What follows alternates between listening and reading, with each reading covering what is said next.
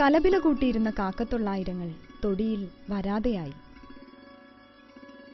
ചിതൽക്കൂട്ടങ്ങൾ തപസ്സിരുന്ന പുറ്റുകൾ ഒഴിഞ്ഞുകിടക്കുന്നു. വെള്ളത്തിൽ സധൈര്യം വിലസിയിരുന്ന ആശാന്മാരെ പണ്ടേ പോലെ കാണാനുമില്ല. 4 മണിപ്പൂവും നന്ദ്യാർവട്ടവും തളിർത്ത നാട്ടുവഴികൾ മൺമറഞ്ഞു തുടങ്ങിയിരിക്കുന്നു. കൂട്ടത്തിൽ ഇങ്ങനെ ചിലരും. ഈ ഭൂഗോളത്തിന്റെ അവകാശം ഇവർക്കെഴുതി നൽകിയ, സാഹിത്യത്തെ നാടൻ ഭാഷയ്ക്ക് തീരെഴുതിയ ആ വൈക്കത്തുകാരൻ പകർന്ന ധൈര്യത്തിൽ ഇവർ പറയുന്നു,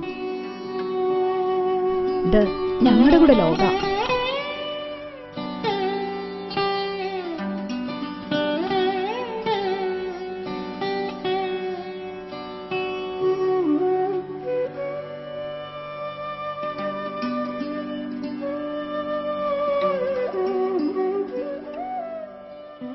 മണ്ണിലും വിണ്ണിലും വരച്ച അതിർവരമ്പുകൾ പതിയെ മനസ്സിലേക്ക് കൂടി തെളിഞ്ഞതോടെ പഠിച്ചതും പഠിപ്പിച്ചതുമൊക്കെ മറന്നു.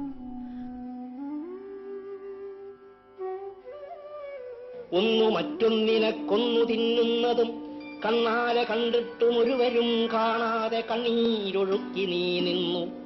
പിന്നെ നിന്നെ തന്നെ അല്പാൽപമായി തിന്നവർ തിമിർക്കവേ ഏതും വിലക്കാതെ നിന്നു നീ സർവം സഹയായി.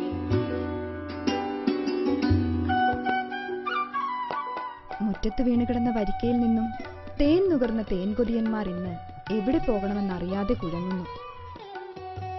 പാടത്ത് നെന്മണികൾ കൊത്തിയ, ഒറ്റക്കാലിൽ തപസ് ചെയ്ത് മാനത്തുകണ്ണിയെ കൊത്തിപ്പറന്ന കുറ്റികൾ 3ാം ക്ലാസ്സിലെ പാഠപുസ്തകത്തിൽ നിന്ന് തന്നെ പൊയ്പോയി.